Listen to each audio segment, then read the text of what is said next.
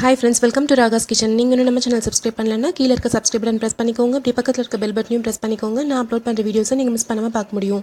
Friends இன்னைக்கு வீடியோல ரொம்ப ஈஸியா செய்யற இந்த உருளைக்கிழங்கு வறுவல் எப்படி பண்றதா फ्रेंड्स பார்க்க போறோம். அதுக்கு ஃபர்ஸ்ட் இந்த மாதிரி உருளைக்கிழங்கு எடுத்து அத குக்கர்ல சாப்பாடுக்கு மேல வச்சு வேக வச்சு எடுத்துருங்க. சப்போஸ் நீங்க தனியா வேக வைக்கிறீங்கன்னா ரெண்டு விசில் மட்டும் விட்டு இந்த மாதிரி பெரிய பெரிய பீஸா இருக்கணுங்க. ரெண்டா மட்டும் கட் பண்ணி வேக வச்சு எடுத்துருங்க. இத தோல் எடுத்துட்டு இப்போ இத வந்து ரவுண்டா கட் பண்ணிக்க போறோம். நம்ம முக்கால்வாசி அளவுக்கு மட்டும் தான் நம்ம வேக வைக்க போறோம். ஏன்னா 2 விசில் இல்ல 3 விசில் வைக்கிறப்ப அது ஃபுல்லா வெந்திருக்காதுங்க. முக்கால்வாசி தான் வெந்திருக்கும். இப்போ இந்த மாதிரி ரவுண்ட் பீஸா கட் பண்ணிக்கோங்க. உங்களுக்கு சப்போஸ் மேலே கிறிஸ்பியாவும் உள்ள சாஃப்ட்டாவும் வேணும்னா கொஞ்சம் மொத்தமா இந்த மாதிரி பீசஸ் கட் பண்ணிக்கோங்க. இல்ல ஃபுல்லாவே நல்லா கிறிஸ்பியா வேணும்னா கொஞ்சம் மெலிசா கட் பண்ணிக்கோங்க. இந்த மாதிரி கட் பண்ணிக்கலாம். இப்போ எல்லாமே இதே மாதிரி பீஸா நம்ம கட் பண்ணி வச்சுக்கலாம். நம்ம நார்மலாக பச்சையாக உருளைக்கிழங்கு எடுத்து அதை வந்து இந்த மாதிரி நம்ம பீசஸ் கட் பண்ணி நம்ம வந்து வறுவல் பண்ணோம் அப்படின்னா ரொம்ப லேட் ஆகுங்க. இதே குக்கரில் இந்த மாதிரி ஒரு 2 விசில் விட்டு வேக வச்சு எடுத்துட்டோம் அப்படின்னா அதுக்கப்புறம் நம்ம ரொம்ப ஈஸியாக பண்ணிடலாம்.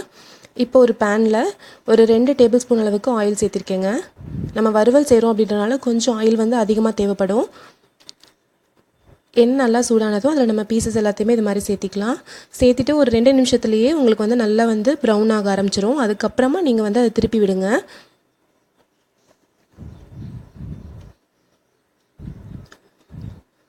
அதுக்கு முன்னாடி நம்ம வந்து திருப்பி விட்டோம் அப்படின்னா உங்களுக்கு பேனோட ஒட்டிகிட்டு இருக்கும். இப்போ வந்து பீசஸ் எல்லாமே உங்களுக்கு உடஞ்சிரும். நல்லா ஒரு பக்கம் நல்லா வெந்ததுக்கப்புறமா இந்த மாதிரி வந்து திருப்பி விட்டுக்கோங்க. பாருங்கள் இப்போ ஒரு சைடு ஃபுல்லாக எல்லாமே ப்ரௌன் ஆயிடுச்சு.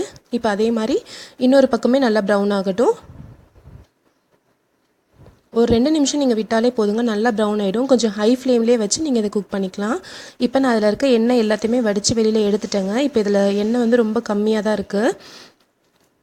பாருங்கள் நான் எண்ணெய் எல்லாமே வெளியில் எடுத்துட்டேன். இப்போ 2 சைடும் நல்லா வந்து கிறிஸ்பியாக ஆயிடுச்சு. நல்லா ப்ரௌன் கலரில் வந்துருச்சு. இப்போது இதில் தேவையான அளவுக்கு நம்ம உப்பு சேர்த்திக்கலாம்.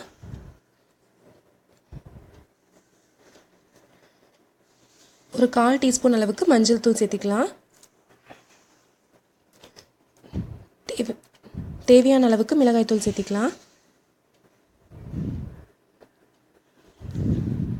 இப்போ எல்லாமே நம்ம சேர்த்தியாச்சு. இப்போ கொஞ்சம் சிம்மில் வச்சுக்கோங்க, குறைவான தீயில வச்சு இது எல்லாத்தையுமே இப்போ நம்ம மிக்ஸ் பண்ணி விட போகிறோம்.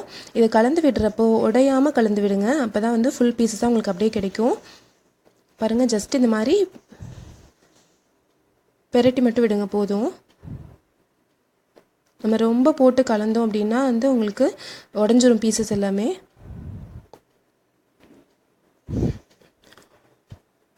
லைட்டாக அந்த பேனை தூக்கி இந்த மாதிரி நீங்கள் பெரட்டி விட்டிங்கனாலே போதுங்க. பாருங்கள் சுவையான உருளைக்கிழங்கு வறுவல் ரெடி ஆயிடுச்சுங்க. நல்லா கிறிஸ்பியாக கலர்ஃபுல்லாக காரசாரமாக ஸ்பைஸியாக இருக்குங்க. கண்டிப்பாக ட்ரை பண்ணி பாருங்கள். நம்ம ரசம் சாதம், தயிர் சாதம் இது எல்லாத்துக்கூடமே சூப்பராக சூட் ஆகும். சீக்கிரமாகவும் செஞ்சிடலாம். இந்த ரெசிபி உங்களுக்கு பிடிச்சிருந்துச்சுன்னா நம்ம சேனல் ராகாஸ் கிச்சனில் ஒரு லைக் கொடுங்க. ஃப்ரெண்ட்ஸ் கூட ஷேர் பண்ணிக்கோங்க, சப்ஸ்கிரைப் பண்ணிக்கோங்க. தேங்க்யூ.